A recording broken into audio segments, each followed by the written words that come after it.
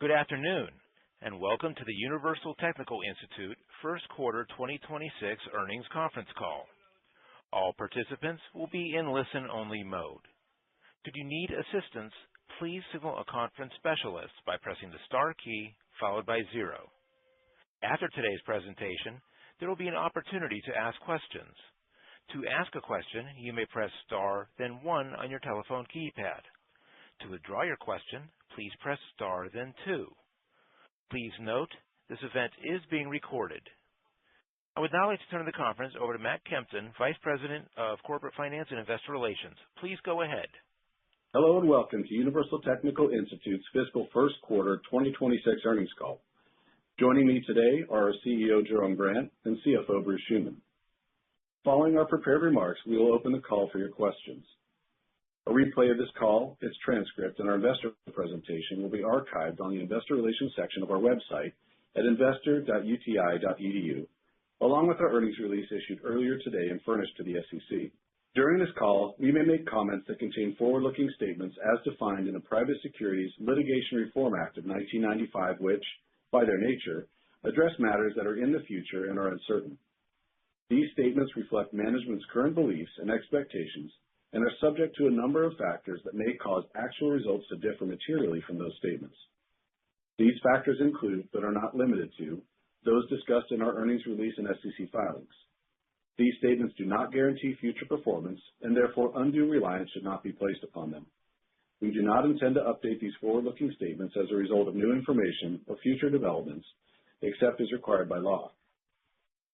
Please note, unless otherwise stated, all comparisons in this call will be against our results for the comparable period of fiscal 2025.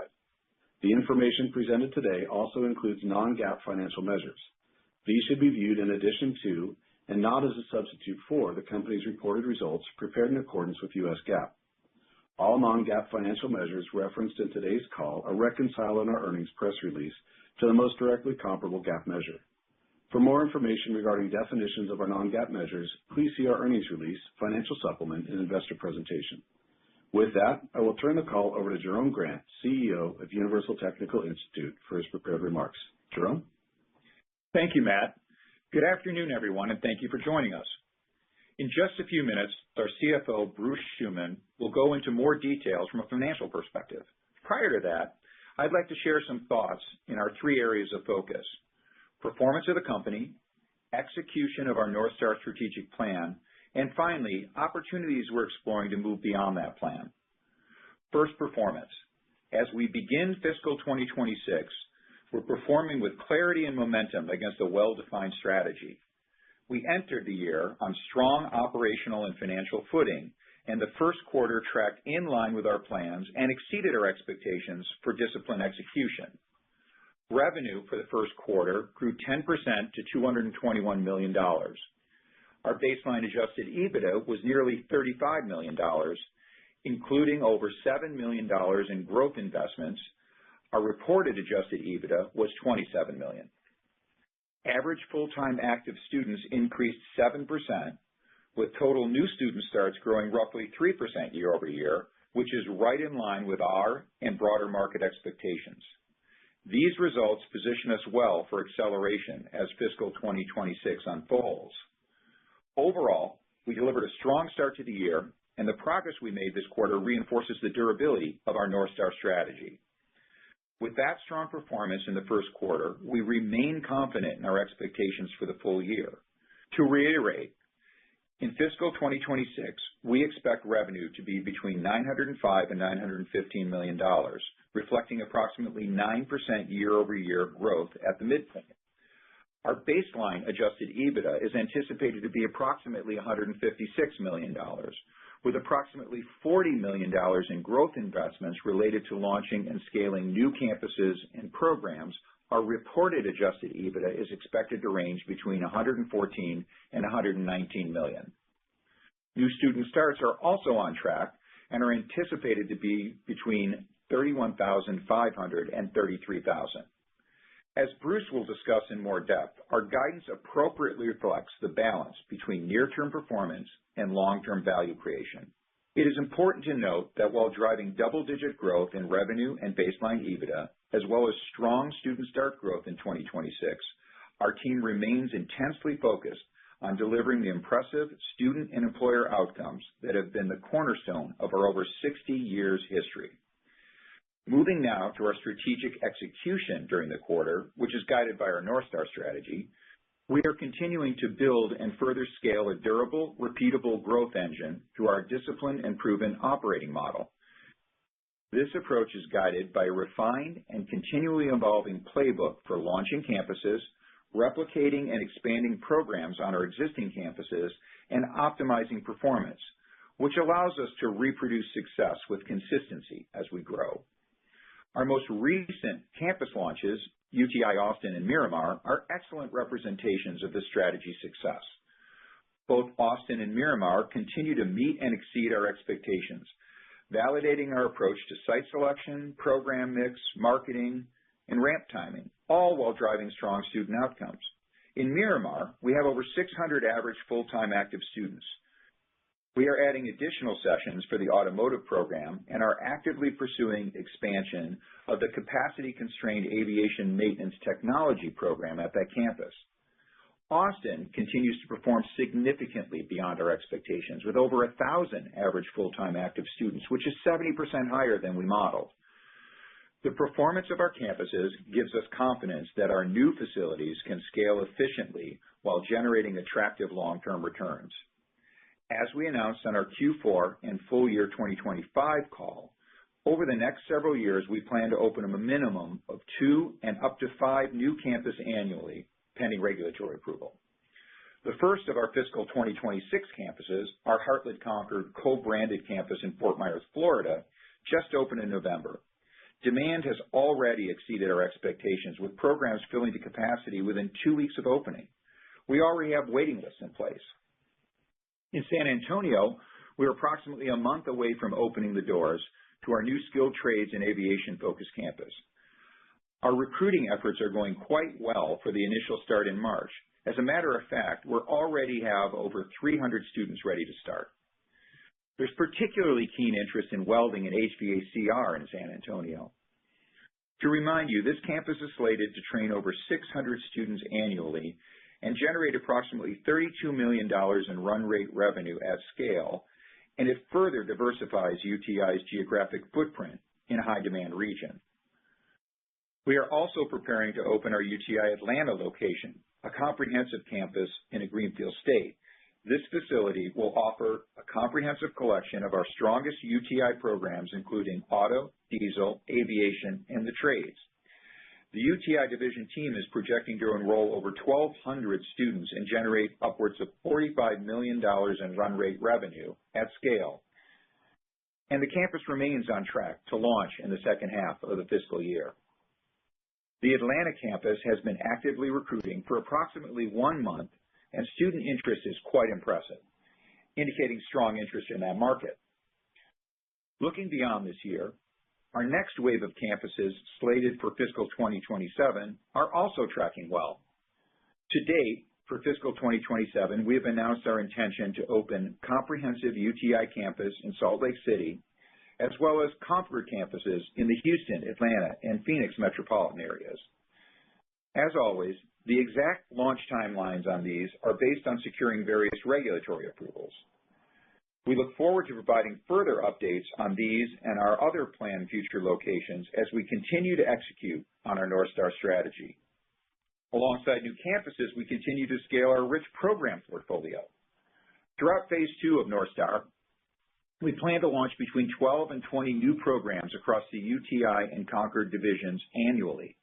This year, we'll be launching over 20 programs, with at least 10 coming from each division.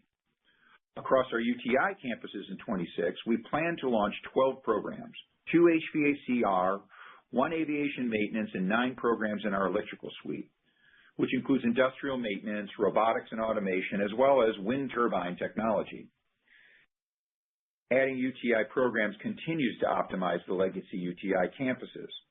These in-demand skilled trades programs were brought to us through the MIAT acquisition and are addressing the diverse interest expressed by the nearly 600,000 young people who inquire at UTI annually. One example of this optimization effort is our October announcement, which we outlined the new programs being launched at UTI Dallas campus. At scale, the expanded Dallas campus, which currently offers auto, diesel, and welding to nearly 1,200 students annually, will now be able to serve an additional 1,000 students and will offer HVACR, aviation, and electrical programs beginning in the coming weeks. With the Concord acquisition-related growth restrictions in our rearview mirror, we're now set to launch at least 10 new programs in high-demand areas on the legacy Concord campuses in 2026. These include 8 radiation technology programs, as well as 1 surgical technology program and 1 diagnostic medical sonography program. All of our program replication initiatives are tightly aligned with employer demand and workforce shortages and build on capabilities we already know how to deliver well. In addition to opening new campuses and replicating programs on existing campuses, we remain focused on executing on our plan to continue to optimize our 33 facilities to enhance operations, maintain high-level outcomes, maximize our resources, and ultimately improve margins. Specifically, this work focuses on expanding capacity for popular programs that have waitlist building, programs such as aviation, HVACR, and welding on our UTI campuses, and dental hygiene on our Concord campuses. To recap, the business is performing quite well, and the North Star strategy is progressing on track due to our continued focus on execution and strong market demand for our graduates. I'll conclude my remarks by addressing a question that we're consistently getting while we're out talking to both new and existing investors. What else? Acknowledging that performing at a high level and executing on our aggressive organic growth strategy needs to remain the primary focus, we're also keeping our eyes on future opportunities we see on the horizon. First, on the regulatory front, with the new level of collaboration in Washington, we're now actively participating in dialogue as rules, guidelines, and policies are being developed that foster the opportunity to accelerate closing the gap with respect to the American skilled labor workforce in new and innovative ways. For example, the success of our Heartland partnership is already spurring evaluation of collaborative expansion opportunities with Heartland and other dental service organizations, as well as other large-scale employers across both divisions who are experiencing similar labor shortages. Furthermore, this administration has acknowledged us as a leader in this space and the critical role we play in securing America's workforce for the future. That recognition, combined with the level of engagement in Washington, supports our ability to open new campuses and expand program offerings and innovate thoughtfully within a highly regulated environment with greater speed and consistency. From an inorganic standpoint, we continue to actively evaluate opportunities that align with our North Star strategy, particularly in the areas that enhance our healthcare portfolio. In conclusion, we are executing from a strong operational and financial foundation, and we believe fiscal 2026 represents an important year of both investment and execution that sets the stage for accelerated returns in the years ahead as these initiatives take scale. With that, I'll turn the call over to Bruce, our CFO, to review our first quarter financials and provide you with further details on our guidance. Bruce? Thank you, Jerome. The fiscal first quarter represented a strong start to the year on average full-time active students, revenue, and adjusted EBITDA as we continued executing the priorities of our North Star strategy. Importantly, these results were delivered while we began deploying the significant growth investments we outlined last quarter, investments that support new campus launches, program expansions, and long-term capacity creation across both UTI and Concord. In the first quarter, total average full-time active students grew 7.2% year over year to 26,858, while total new student starts increased 2.6% to 5,449, in line with the outlook we shared last quarter. As we've mentioned previously, average full-time active students is how revenue is derived, and therefore often a more direct and consistent indicator of revenue and operating performance than new student starts. Further, prioritizing total new student starts as a company rather than at the divisional level provides us the flexibility to allocate marketing and growth investments where we see the greatest return potential, even if that results in uneven start growth between divisions in a given period. The Concord division generated a 9.5% increase in average full-time active students. This growth was driven by sustained demand for our programs, particularly across nursing and allied health. The UTI division grew average full-time active students 5.7% year over year for the quarter, reflecting continued strength across the division's program suite and employer demand, as well as further optimized campus utilization. Shifting to our financial performance, first quarter revenue on a consolidated basis increased 9.6% to $220.8 million. Concord contributed $78 million, an increase of 11.5% over the prior year quarter, while the UTI division contributed $142.8 million, an increase of 8.6% over the prior year quarter. Turning to profitability, consolidated net income for the first quarter was $12.8 million, or 23 cents per diluted share. Baseline adjusted EBITDA for the first quarter was $34.7 million. Including $7.6 million in growth investments, our SEC reported adjusted EBITDA for the quarter was $27.1 million. At the end of the quarter, we had 55 million shares outstanding. Total available liquidity at the end of the quarter was $233.2 million, including $69.2 million of short-term investments and $70.4 million of remaining capacity on our revolving credit facility. Year-to-date capital expenditures were $24 million, or 24% of our expected spend for the year. As Jerome mentioned, with our solid first quarter results, we are reiterating our fiscal 2026 guidance. We continue to expect consolidated revenue to range from $905 to $915 million for fiscal 2026, or approximately 9% year-over-year growth at the midpoint. As I shared last quarter, for quarters 2 and 3, we expect mid to high single-digit revenue growth, with Q3 being slightly higher than Q2. Q4 is anticipated to be the highest revenue growth quarter in the low double-digit range. Net income is expected to be between $40 million and $45 million, with diluted earnings per share of 71 to 80 cents. As I also shared last quarter, while revenue will be up every quarter as we make our significant growth investments this year, net income will contract further in Q2. This will improve slightly in Q3, though we still expect year-over-year contraction. In Q4, we expect low to mid double-digit growth. Baseline adjusted EBITDA is anticipated to exceed $150 million. Including approximately $40 million in growth investments, our SEC reported adjusted EBITDA is expected to be between $114 and $119 million. Similar to net income, as we make our significant growth investments this year, adjusted EBITDA will contract more strongly in Q2 than it did in Q1, but then yield mid to high single-digit growth in Q3 and significantly stronger growth in Q4. As a reminder, growth investments are not added back when calculating our adjusted EBITDA.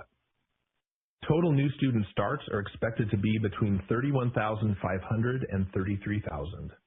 We anticipate low to mid double-digit starts growth in Q2 and mid to high single-digit growth in the remaining quarters.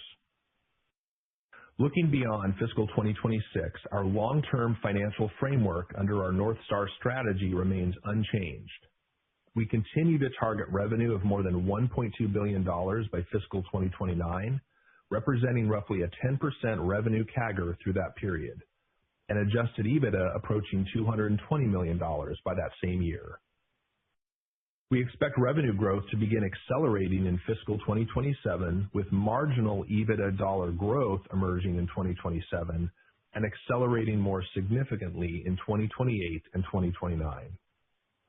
As a reminder, margin expansion will not be linear given the multi-year campus build cycle and upfront investment requirements, and we continue to plan for $100 million or more of annual CapEx to support new campuses and program expansions.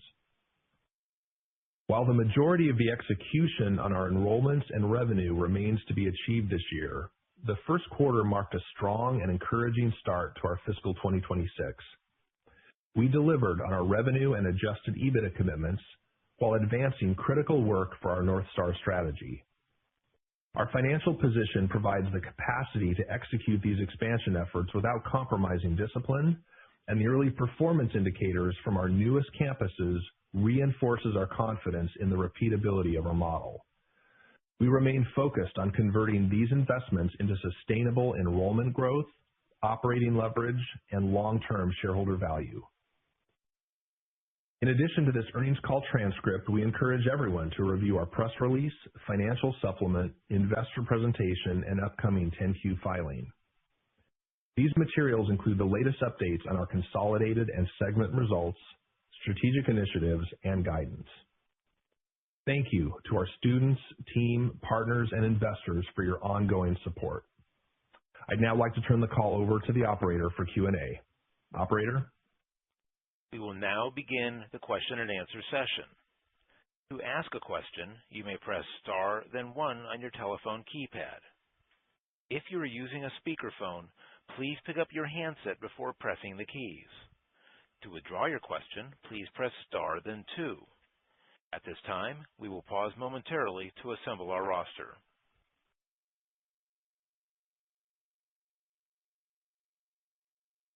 Our first question is from Alex Paris with Barrington Research. Please go ahead. Hi, guys. Hey, Alex. Can you hear me? We can hear you great, Alex. Okay, great. I just was switching from my speaker. Congrats on the quarter, better than expected, and we're on target for the full year. And you addressed this in your prepared comments, but I just wanted to dive a little deeper into from a color perspective. Starts were pretty much consolidated starts were pretty much in line with my published estimate, with stronger growth on the UTI side and flat on the Concord side. Again, I hear you in that you're approaching it as on a consolidated basis, and I absolutely expected some better performance out of UTI starts because I believe more emphasis on it. I think you talked on the last conference call about perhaps shifting some marketing dollars to UTI adult and UTI high school. I was just wondering, what sort of additional color you could offer. Sure. Well, thanks for confirming. I think the quarter in terms of starts came in exactly what we guided to. And frankly, it came in exactly what we expected in both of the divisions.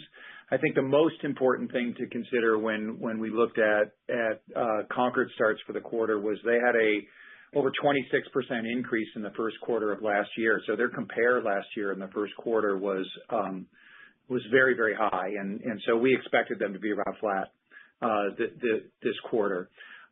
We have been investing more aggressively in UTI in front of the launches of both Atlanta and San Antonio to be prepared for that, and we're starting to see the benefits. And as Bruce said in his comments, we're absolutely on track to get what we expected in terms of high single-digit growth for the year, with double-digit growth in the second quarter, and then mid to high single-digit growth in the last quarter. So the teams are set. You heard my comments. The enrollments are rolling in right now on both of the campuses. Over 300 kids ready to start down in San Antonio. And I'll remind you that we said at peak, our plan was to have a run rate of around 600 students on average in the building, and so we feel great about our ability to meet or exceed that campus. We're just getting in the water on Atlanta, but signs are very, very positive initially there as well. Great. And then what about investment into high school? We added a number of high school reps. Mm-hmm. We added a number of high school reps in the fall, and you won't really see that pay off till next fall, right? Mm-hmm. Because they're focused on the kids who are juniors and seniors right now, mostly seniors, and are going to be graduating in May. But the pipeline is filling quite well as we head towards that May, June, July time period. So we really think we're going to get the bang for the buck out of that investment. The other encouraging thing, Alex, this is Bruce on the UTI starts. It was really nice, kind of across the board. Pretty much every channel was kind of that nice mid-single digits. So we're encouraged about the start to Q1, as Jerome said. Okay, and then while I have you, Bruce, just to recap on the CapEx comments, you said you're at $24 million year to date, for the first quarter, and that's about 24% of full year expectations. So you're expecting $100 million this year. I think you said that too, right? That's correct. Our expectation is about $100 million for the full year. And just another quick note, of that $24 million, a full $19 million of that was growth CapEx. So similar to kind of that roughly $8 million of OpEx, we had about $19 million of CapEx, purely focused on getting these new campuses, new programs rolled out that Jerome was talking about. So yes, that's correct. And we should expect $100 million again in 2027. You got 4 new campuses planned already at this point for 2027. Yeah, it's going to be probably at least 100. It could be slightly higher, but it's in that general quantum of 100 million. That's right. Okay, that's great. I'll get back into the queue. Thanks for that additional information. Great. Talk to you again soon. Yep, thanks. The next question is from Steve Frankel with Rosenblatt. Please go ahead. Good afternoon. I'd like to ask a couple questions about the Heartland Fort Myers campus. When you first announced this, one of its unique characteristics was it was going to be cash pay because you hadn't had the growth restrictions removed. Now that those have been removed, is this ending up being a combination of government loans and cash pay, or is it still cash pay at this point?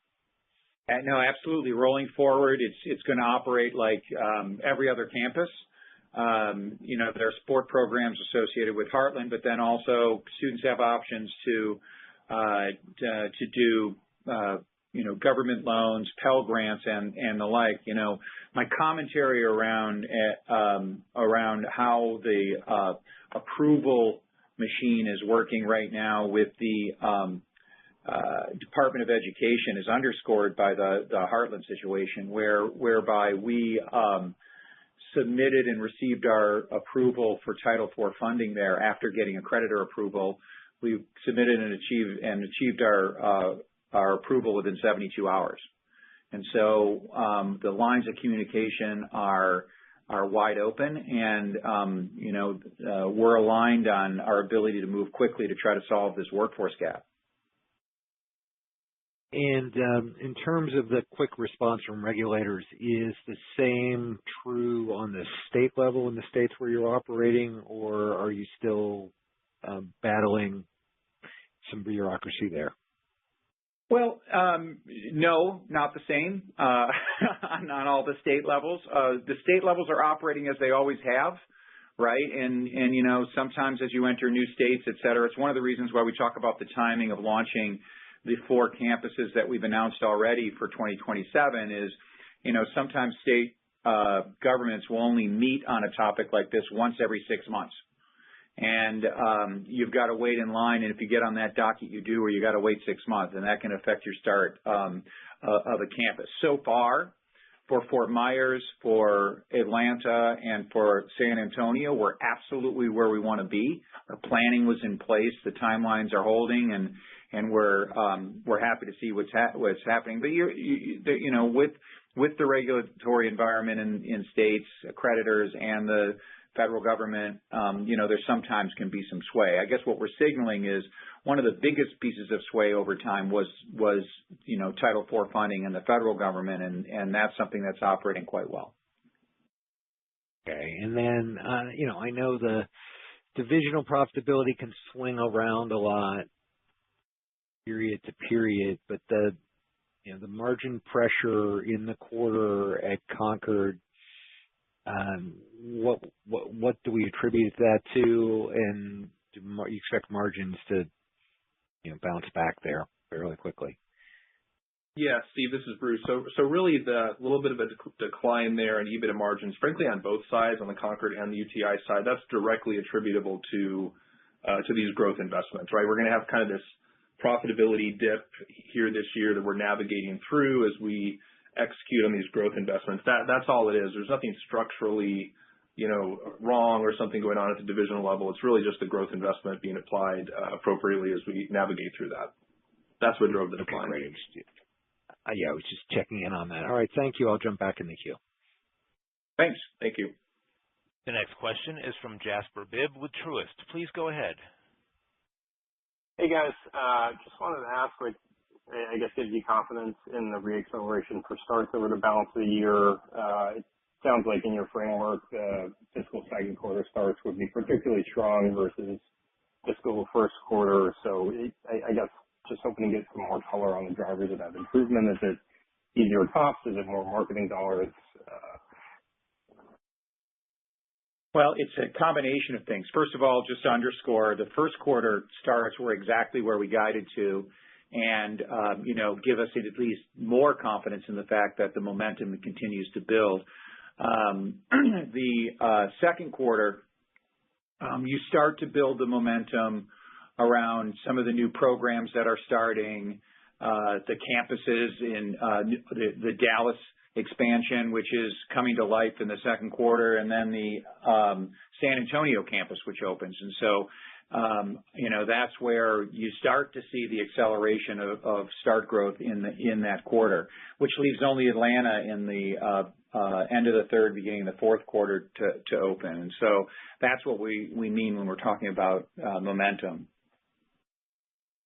That makes sense. And then can you remind us or frame for us how large those first start cohorts at San Antonio and Atlanta might be in the second quarter and the third quarter?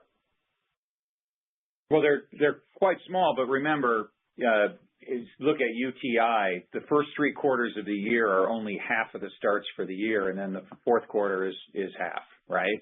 And so, any swing of 25 or 30 students, which is maybe a cohort for, starting a new aviation program, et cetera, is sort of a law of small numbers, swings the numbers pretty significantly.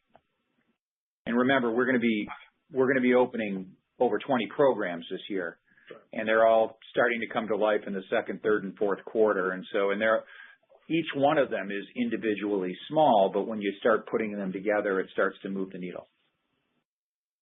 That makes sense. Last one for me, just want to ask, what you're seeing on marketing yields and student acquisition costs. We're continuing to see improvement. We're continuing to see that the tools we're putting into place are finding us efficiency and effectiveness in the channel. I think that, a lot of the experiments we're doing with, AI-driven technology, et cetera, is helping us quite a bit in the channel. Our targeting is much more precise, and therefore we're able to get more leads for the buck in this space. So, we're very happy with what we're seeing so far. Yeah, I would agree, Jasper. I would just add quickly, if you look at our marketing dollar efficiency as a percent of revenue, it is up a little bit, Q1 26 versus Q1 25, about a point or so, and that's directly tied to these new campus openings and new locations, new programs, and that's why it's ticked up a little bit, but it's for the right reason to make sure we drive those enrollments. Got it. Thanks for taking the questions, guys. The next question is from Griffin Boss with B. Riley Securities. Please go ahead. Hi, good evening. Thanks for taking my questions. I appreciate all the color and transparency. So just one for me. I don't think I heard anything about this in the prepared remarks on the last earnings call back in November. You discussed adjusted free cash flow expectations for fiscal 26 of 20 to 25 million. I don't think I heard a reiteration of that. Just curious if you had anything to update there, or if you're still looking at that same level of free cash flow for the year. Oh, yeah. Thanks, Griffin. This is Bruce. So, yes, we're definitely reiterating that same level, kind of in the $20 to $25 million range for the year. And again, that's just directly attributable. You look at that sort of $100 million CapEx bill for this year, a full $75 million of that is growth CapEx. So that's what's driving kind of that dip in in free cash flow. But yes, we're reiterating that same range. We feel really good about our execution, frankly. The first quarter, kind of right on spending 24% of the year. We feel really good about how that's playing out, and we are definitely reiterating that same range.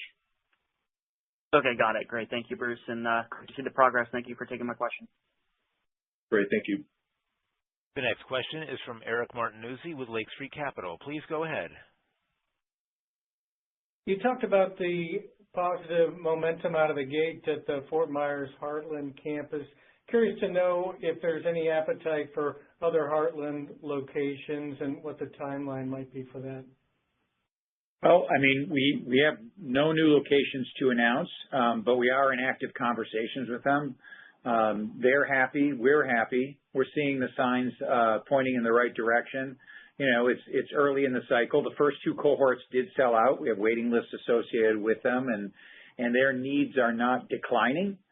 So, you know, Heartland and other DSOs are very keenly interested in what we have, which is a very large dental hygiene program that can be scaled upon. So, nothing to announce today, but we're having some very healthy conversations. Okay, and then on the UTI side, as far as partner initiatives, anything new to report, and this can be across auto, diesel, aviation, partners pulling you or asking more of you in calendar 2026? Yeah, I mean, you know, one of the things that we've tipped to, and we don't have anything to announce today on the UTI side for that, is that, you know, the Heartland model has piqued a lot of keen interest from major manufacturers and employers on the UTI side as well, right? And as we've also said, you know, some people are in sort of a wait and see mode. Let's see what you get out of it. I think us selling out the first 2 cohorts has accelerated some of those conversations because, you know, there are other sectors where the needs are just as high as they are in the dental areas. And so, you know, our business development team is actually working quite hard to work on some of those deals as well. Got it. Thanks for taking my questions. Sure. The next question is from Raj Sharma with Texas Capital Bank. Please go ahead. Yeah, thank you for taking my questions. Again, congratulations on a beat and reiterating the year. I had a couple of questions on just the EBITDA, noticing the EBITDA margins, even after adjusting the growth OpEx, it seems like the margins are slightly lower than last year. Any sort of color there? Well, I mean, thanks, Raj. This is Bruce. The vast majority of that decline year over year is the growth investment. I mean, there could be some timing variability. For example, in Q1, like I mentioned before, our sales and marketing has ticked up a little bit as we get ready for some enrollments here in our new campuses. But by and large, the vast majority of our decline this year is due to the growth investments. The underlying base business, we are still expanding margins on the core if it weren't for the growth OpEx. Yeah, I think the modeling is important to lay out here, which is, you know, after growth investments last year, or without growth investments, we would have printed around $133 million in adjusted EBITDA. Our baseline pointer right now for this year is somewhere in the mid 150 range. Only 56. That's right. That's the core business margin growth. So you're definitely going to see it. That's right.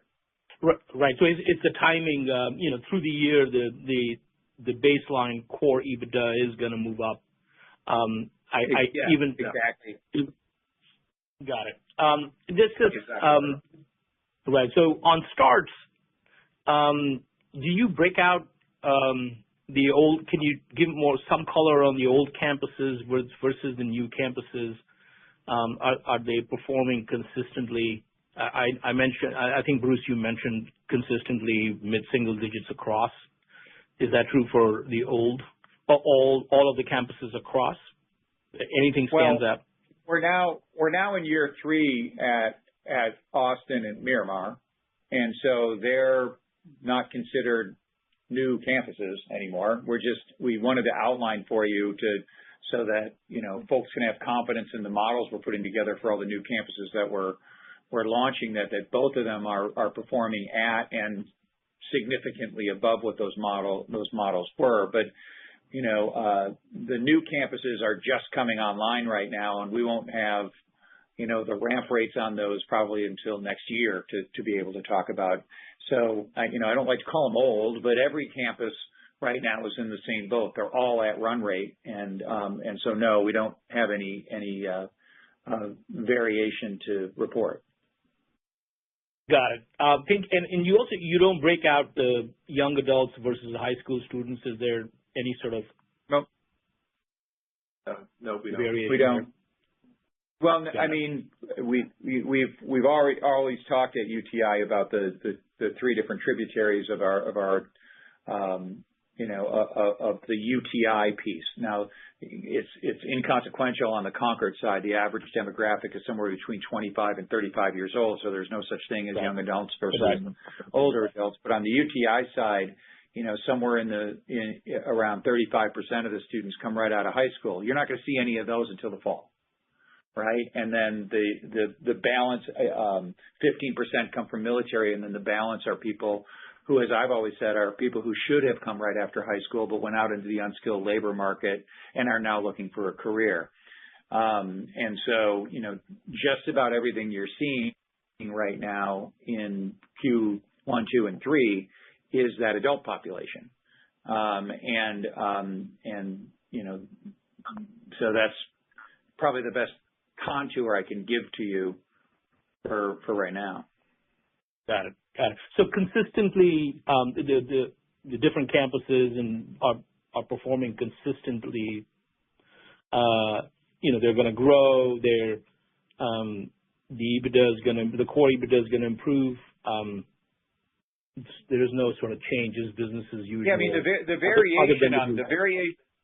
the variation on the legacy campuses over the next 4 years is going to be variation driven by the timeline for implementing new program replications on those campuses. We're opening 5 new programs in Dallas, with 4 new programs in Dallas with the expansion that we put into it. So Dallas is going to grow at a higher rate than putting one program on another campus. So you sort of have to look at how we're distributing the program replications, which is, over 20 this year across the 33 campuses. And those are really the only variations you're going to see off of sort of the normal run rates that we've given you. That's right, Raj. But like for like programs, there's a very high degree of consistency between campuses and how they perform. Got it. Thank you. And then one last question for me. Are you at all concerned that there could be, DOE or regulatory changes if the Democrats take the midterms, and especially new school approvals as you move forward? No, and the reason is that new school approvals and the regulations associated with that are directly associated with the Department of Education and those regulatory bottles. They are not legislatively approved. They're approved by that department. And so we don't anticipate any changes in what's going on with the department. Now, that being said, I just want to be clear, we operated and grew quite well during the Biden administration. Right? Is that, yes, approvals move more slowly. There were more regulations on the channel in that time frame. But when you graduate 70% of your students and 85% get jobs in market within a year, you're operating above the fray of anybody that anybody's keeping their eye on as a bad player. And so, regardless of a red or blue administration, our plan operates quite well. Got it. Thank you so much for answering my questions. I'll take it offline. Again, congratulations on the solid results. Thank you so much. Thanks, Raj. Thanks. The next question is from Mike Grondahl with Northland Securities. Please go ahead. Hey, guys. Thank you. first question, just, peeling the onion back a little bit on San Antonio and Atlanta, it sounds like those are off to good starts. Would you say you spent the marketing dollars you expected to help those? Did you spend a little less? Just kind of curious in this demand environment, how that went.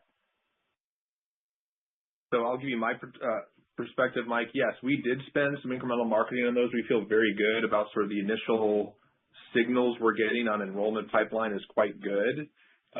Frankly, a lot of our, $8 million even, we talked roughly $8 million of growth OpEx was very focused on San Antonio, Atlanta, getting those ready to open well and make sure the expansions even and the program expansions were done on those campuses. So yeah, we did spend some more and we feel good about the initial yield we're getting from that investment. Got it. And then maybe for Jerome, it seems like the macro backdrop from 2 years ago has gotten a lot better. And I'm talking one sort of 4-year college return versus trade schools and just job demand helping. Where do you see the backdrop going from here the next couple of years? Can it continue to get better? Do you just want it to stay where it's at?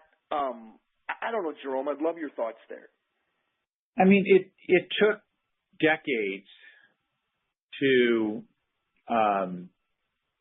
in a sense, atrophy the sort of cultural divide between the trades and 4-year education, right? Starting in the 80s when high schools started drying up their CTE programs and adding more academic subjects because we felt like we were falling behind in terms of academics in America. It took decades for that to atrophy. I don't think that there's a switch that flips overnight that, suddenly alternatives to a 4-year education become much more popular for a lot of students than a 4-year education. Right? That being said, you are seeing an inflection point where there's significantly more energy being applied towards the awareness that we need a lot of tradespeople. The CEO of AI companies saying AI is one thing, but I can't build data centers because I don't have electricians and welders, and my data centers are falling behind. Those are the kind of things that are making people say, well, wait a minute, everybody doesn't have to be, a sociologist or a teacher, et cetera. Being a welder is a great thing to do. Being an electrician is a great thing to do. And so we're seeing the movement, and we're seeing that in the interest, and we're seeing that in our relationship in Washington as being much more collaborative around, okay, what else can we do to encourage this? I do think that that's going to continue because a lot of the changes that made are durable changes about what we're going to build here in the United States and what we're not going to build here in the United States, and that means the demand is going to continue to increase. But there's not a light switch that flips and the whole thing moves. We're going to continue to fight the fight, get the message out, and I do think that the environment's going to continue to evolve in this direction. Got it. And then maybe just lastly, quick, any updated thoughts on acquisitions? We've spent a lot of time in the last quarter really, sort of getting the engine ready to execute on this aggressive plan, with 3 campuses in the chute to open up in the next few months, 20-some programs opening in the next few months. That's taken a lot of our attention. And as I've said, I think on other calls, frankly, because of the macro environment we talked about in the question before this, there isn't that much inventory out there. There aren't that many people in the space who are saying, I've got to get out of this business because they're seeing what we're seeing, which is the ability to navigate more freely, the ability to move more quickly, and the ability to attract students in many, many, many major metropolitan areas. And so, exiting has not been, strong on the minds of many of the people that we see in the space. All right. Thanks, guys. Sure. Thank you. This concludes our question and answer session. I would like to turn the conference back over to Jerome Grant for any closing remarks. Well, thank you, operator. Appreciate that. I'd like to thank everyone for attending the call today. Now, as always, Bruce, Matt, and I are available to follow up questions, and we encourage everyone, as always, to visit one of our campuses. We had a lot of visits this last quarter from investors, and we really appreciate that interest. So if you're interested, we'd be happy to host you. We look forward to speaking to you at our next quarterly output, which will be in May. So thank you very much and have a wonderful evening. Conference is now concluded. Thank you for attending today's presentation. You may now disconnect.